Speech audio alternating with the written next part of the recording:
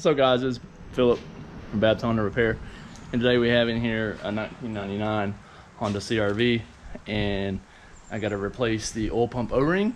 So this is kind of be a tutorial on how to replace the oil pump, essentially, because you have to remove the oil pump to do this.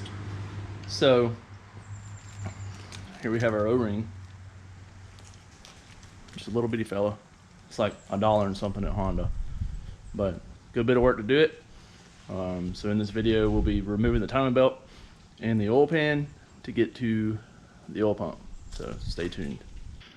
Alright, so this is our motor in the 99 Honda CRV. So to get the timing belt off, we're going to need to remove this upper plenum, the valve cover. I'm going to pull the power steering pump off, remove the alternator belt, and remove the air conditioner belt. Alright, so to remove the valve cover, we got to remove the spark plug wires. It's pretty simple. Just pull them up out of there. Alright. Now, if you pull any of these out and they have oil on them, like heavy oil, you'll know. These look good. If you pull them out and they got heavy oil on them, then you need to replace the valve cover gasket. Alright, so we'll just set that aside. And then to get all these out, they're just 10 millimeters. I got a little electric impact here, and zip them out real quick.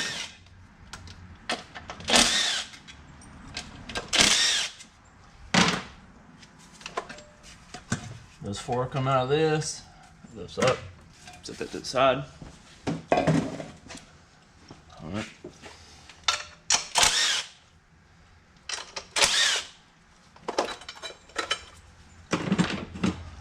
Pull our PCV valve out.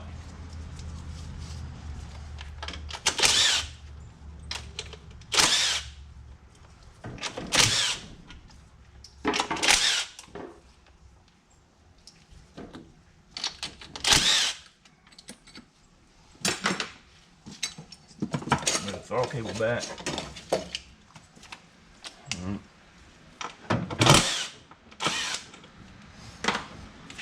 These particular CRVs have a power steering hose that runs over here. It's 14 millimeter right here.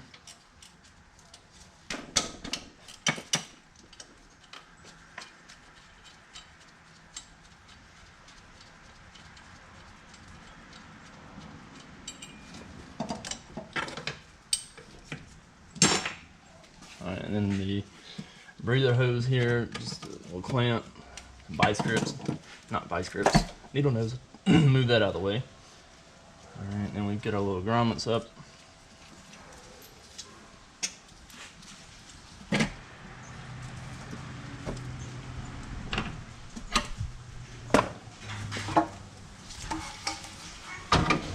Alright. Get our valve cover gasket back off of here. Hey, you want to burn this for me?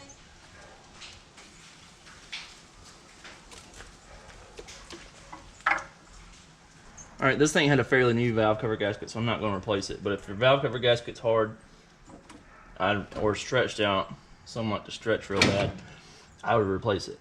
But this one's still fairly new and it's not stretched. So now we have got to the timing belt, at least on the top side, but we've still got to remove the power steering pump and all the belts and stuff to get this cover off. Alright, to get the power steering pump off, there's a 12 millimeter bolt that goes through here. I've already taken it out. Another 12 millimeter bolt right there. Take those two out, the power steering pump will move. You take the belt off and get it out of the way. Alright, so you can see I just got the power steering pump just sat up here on the side. I didn't disconnect any of the lines, just pulled the reservoir up out of the bracket. Had it kind of just laid up here. Alright. Next we got to remove this mount here. So all I'm going to do is just remove the 217s here, 217 nuts and another 17 nut here. Then this bracket will move out of the way. Alright, so once I get those 17s out, I'll remove this upper timing cover, and you can kind of see down here there's two 10 millimeter bolts, one right here and one right here, and the upper cover come off. Upper timing cover off. as well as the mount, as you can see. Now the AC mount is going to hold the motor up, so you don't have to worry about it falling down. But now I got to get this AC belt loose. So you can see our AC belt here. This is the little tensioner here, and the end of it is 7mm, and we got a 12mm jam nut. So we got to get that 12mm jam nut loose, and then we'll take our 7mm and loosen up this tensioner screw, and then the actual tensioner is held on by the 12mm nut in here. So once we get this loose, we'll loosen off that, and they'll let that tensioner go down, and we'll get the belt off. All right, so this is our tensioner for the AC, and this is just a 12mm. Now I like to take it all the way out. That way it gives me a little more room to work down in here. You can kind of see. Now I can get the lower timing cover off, and once I get the alternator belt loose and get the crank pulley removed. Now for the alternator, has a 12mm on top and a 14mm on the bottom. Oftentimes you can just loosen the 12mm on top, and the belt, you can just pull the belt and it'll pull the alternator towards the block, and you'll be able to remove it that way. Few times you'll actually have to loosen the 14 on the bottom in order for the alternator to move. Depends on how you like to do it. Alright, so as you can see, there's oil everywhere down here. Alright. Nasty. Alright, so it's coming from the oil pump O-ring, which is up in there behind the oil pump. So we're gonna remove this oil pan, all the splash guard and stuff, so we can get access to it. What's up, guys? So we just got the oil pan off and got the rest of the timing covers off. And so I was going to kind of show you that. So as you can see here, the oil pan is off. Here we have our pickup tube, which will have to come off in a minute to get the oil pump off. Get the lower timing cover off and the crank pulley. To get this oil pan off, you'll need to remove like the flex plate cover that goes here. Also the exhaust, you may have a header or whatever, but you need to remove the piece of exhaust that goes under the pan. To remove the crank pulley, that's a 19mm on most B series. I would say probably all B series is 19mm. And then to get this timing cover off, it's just like this is the lower timing cover here. And it's just got these little 10mm shoulder bolts. I think it's 5 of them in the bottom, so 2, 4, and 5 here. So get that out of the way. Also, if you guys haven't already used the new Fel-Pro rigid oil pan gaskets, I would highly recommend it. Best oil pan gasket on the market for a B series, hands down. They are reusable. As you can see, I had put this one on not too long ago because we thought maybe it was oil pan gasket leaking, but removed it this time. I'll stick a couple more dabs of silicone in these 4 spots, stick it back on there, and it's good to go. Oil free or oil leak free, perfect gasket. Highly recommended. But now that we're here, I've got to let the car back down, and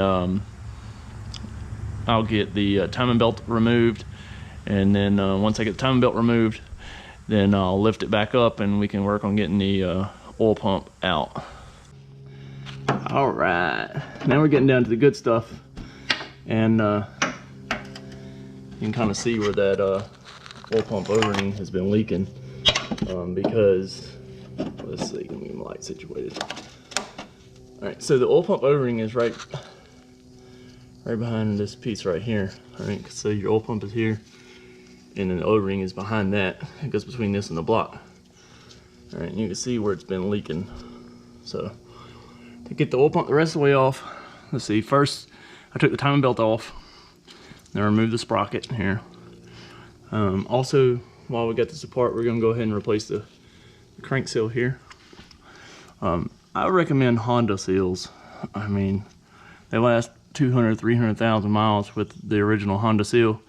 Spend a little extra money, get the original Honda stuff, put them in there, and it'll last another 100, 200, you know, whatever, 1,000 miles. All right, so to remove this oil pump, we got a 12mm bolt here, 12mm bolt here, and we got a 10, another 10, a 10, and another 10. All right, that'll get the top side. But we have to take this old pickup tube off also, and we got a 10 here and a 10 here, and 2 10s here on each side where it actually goes into the oil pump. So we'll take off this pickup tube first, and then we'll pop these bolts off, and we'll get this oil pump off. All right, so I got all those bolts out, got the pickup tube off, and then the way I like to get the actual oil pump separated from the engine is just use a pry bar.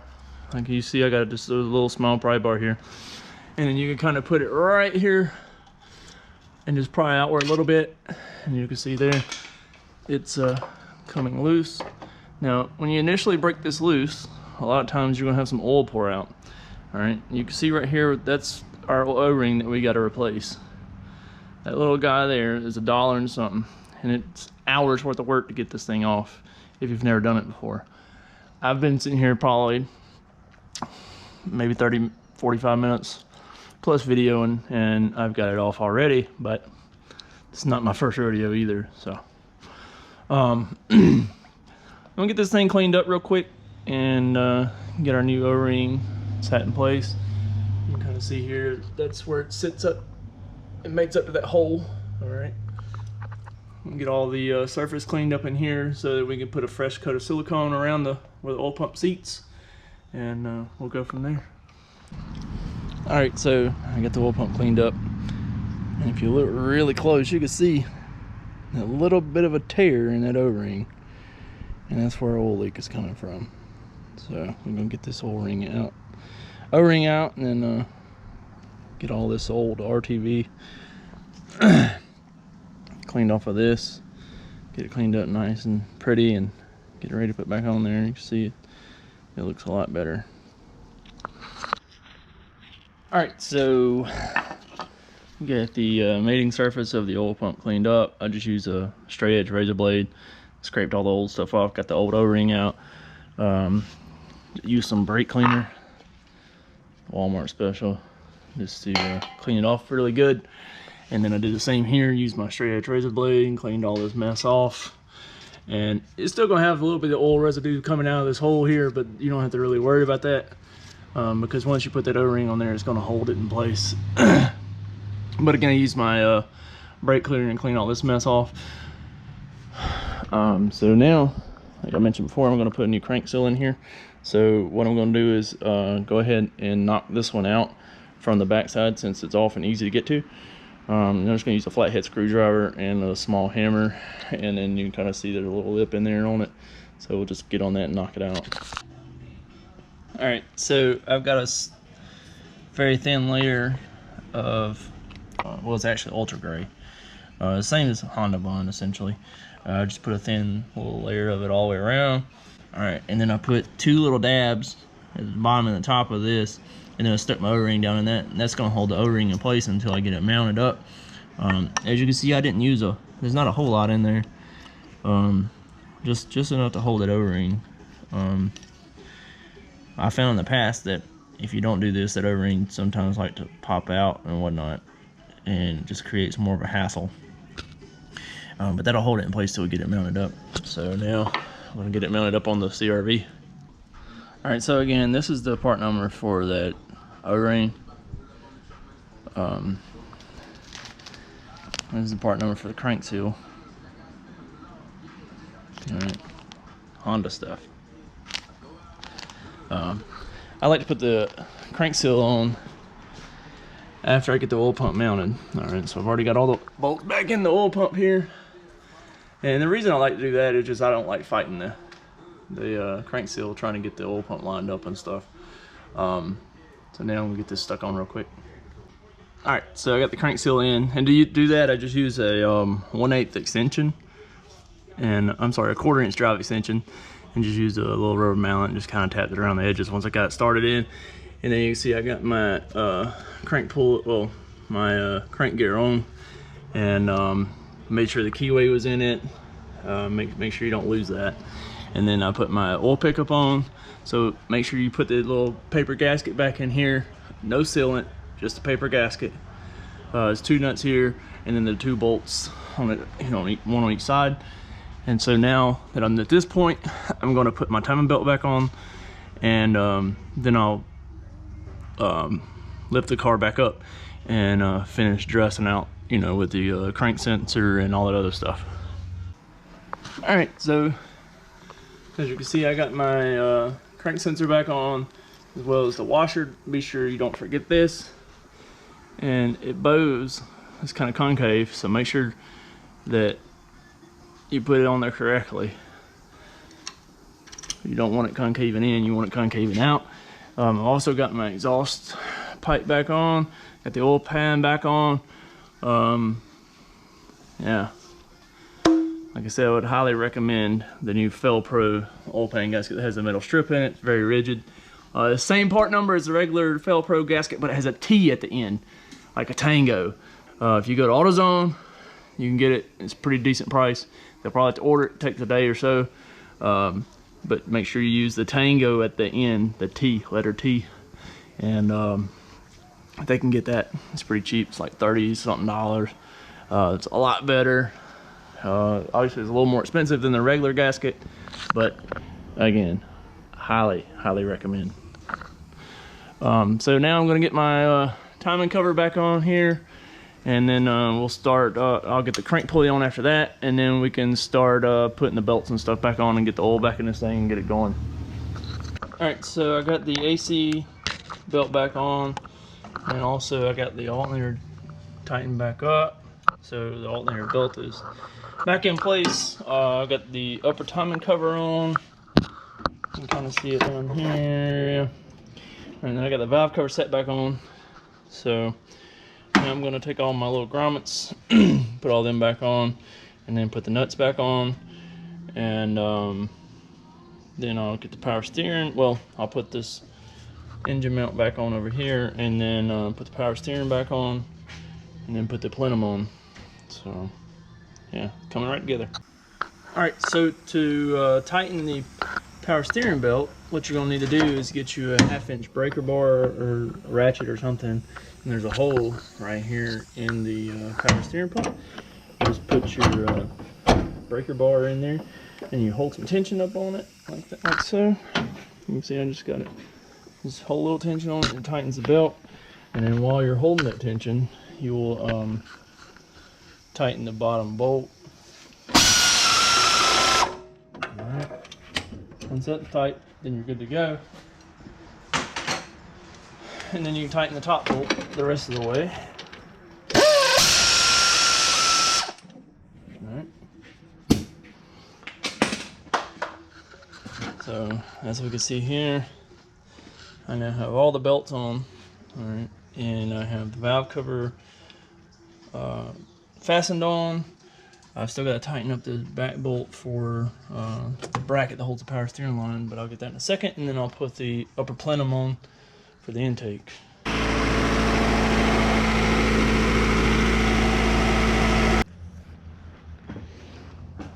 Alright, so as you could see in that previous video, the previous clip, I got the CRV running again.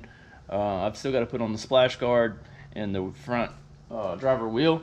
I've already got it full of oil and all that good stuff. You know, in this video you can see how to replace the oil pump O-ring. If it's necessary for you to replace the oil pump, you can also do that during this time. Also, if you need to do the valve cover gasket, timing belt, water pump, oil pan gasket, any of that stuff, crank seal, you can do that while you got it apart, because you're going to be there anyway. All right, I've already replaced most of all that stuff on this thing, because this particular CRV belongs to my in-laws. So I've already done all that stuff. If you're going to be doing this, I would highly recommend going ahead and swapping the oil pan gasket. And for that, I would use the Fel-Pro rigid gasket. It's the same parts number as the regular Fel-Pro gasket, but it has the T at the end. It's a tango, okay?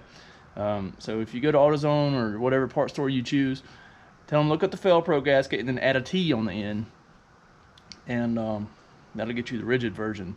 It's a little more expensive, but it's worth its weight in gold, let me tell you.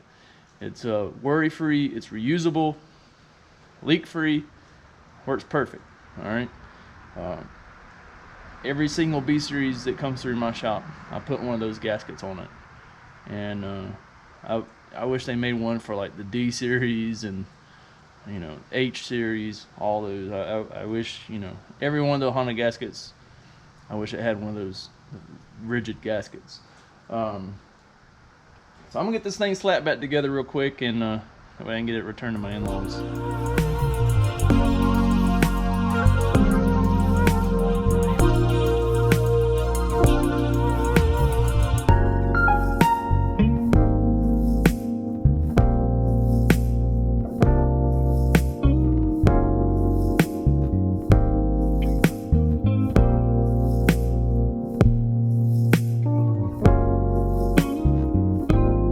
Alright guys, so this is just a quick demonstration on a B20Z2, which comes in like the 99 CRV.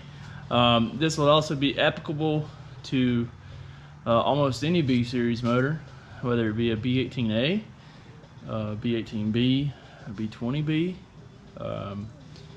B18C, B16, you know, B16A, B16B. Pretty much any variation of a B series motor that you could think of. There may be some slight variation, you know, pulling the valve cover off for the VTEC models. It's a little bit different. Some of the older ones that are OBD1 motors or the Japanese motors, they don't have the crank sensor, so you know, you don't have to worry about that. This is an OBD2 version here, so it does have the crank sensor. The lower crank, the lower timing cover is a little bit different shape for the OBD1 models or the Japanese models, but don't let that scare you. I mean, this is a fairly simple job. You know, even me vlogging it still only took maybe 2 hours. So, you know, if I wasn't taking the time to stop, you know, to vlog waiting for the air compressor to cut off, or you know, having to go over and turn my music down because I don't want to run into copyright issues and stuff. You know, I mean, if I just had my music jam and just doing my thing, you know, I could probably knock it out in just over an hour probably. You know, again, I've done this probably 30 times, so that probably helps. But don't let it scare you. Anybody can do this, you know, with just your regular old hand tools and a jack stand. All right, you don't have to have a lift, you don't have to have air tools. You know, all that stuff helps to, you know, not the time off, but it's not required to do the job. You know, I've done countless timing belt, you know, jobs and stuff out on the ground. I actually did one on a CRV at a customer's house not too long ago. You know, I did it right there in the driveway. It probably took me an hour to do a complete timing belt job. So, you know, like I said, just take your time. Make sure you get the timing marks. You know, timing belt back in where it's supposed to be, and then you shouldn't really have much else to worry about. Anyway, guys, I appreciate you tuning in, and hopefully you can get some more videos rolling out. Until then, peace.